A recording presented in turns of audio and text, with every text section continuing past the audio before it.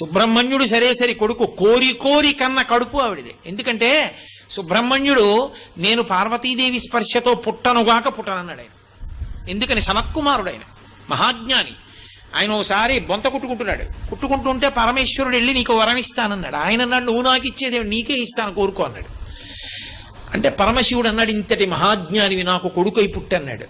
అంటే ఆయన అన్నాడు నీకే కొడుకు అవుతానన్నాడు. అంటే పార్వతీదేవి ఏమిటి నీకే అంటే ఏమిటి, నీకే అంటే నాకు కూడా అంది. ఆయన అన్నాడు అమ్మ అలా నాకు అది కుదరదు, నువ్వు ఎంత జగన్మాతవైనా నేను గర్భవాసం చేయను, యోని సంభవుణ్ణి కాను, అందుకని నీ కడుపులో నేను పడుకోనన్నాడు. అదేమిట్రా నాయన నీ వంటి వాడు నా కొడుకు కాకపోతే అలా అవ్వవలసిందే అంది ఆవిడ. అయితే ఓ రాజీకి వద్దాం, నువ్వు ఒకనకొకప్పుడు శరవణ తటాకంగా రూపాంతరం చెందావు నీటి సరస్సుగా హిమాలయ పర్వతం మీద, అందులో పడి బయటికి వస్తాను, అందుకని నా పేరు శరవణ భవ. ఆయన మంత్రం కూడా అదే.